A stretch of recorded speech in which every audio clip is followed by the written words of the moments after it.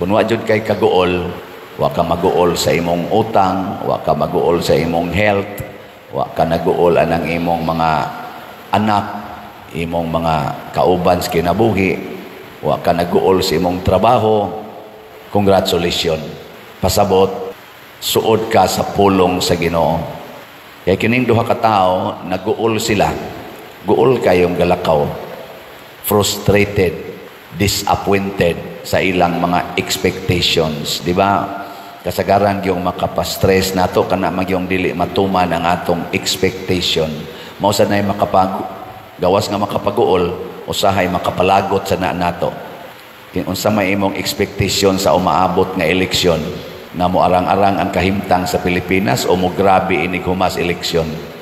Wa gi nangandoy nga mo grabe ang atong problema karon oy.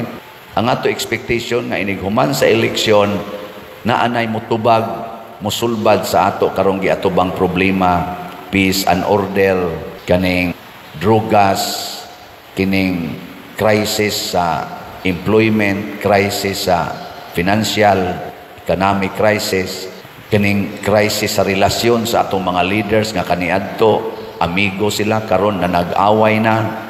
Masulbad unta ni iniguman sa eleksyon. Mao nay atong expectation.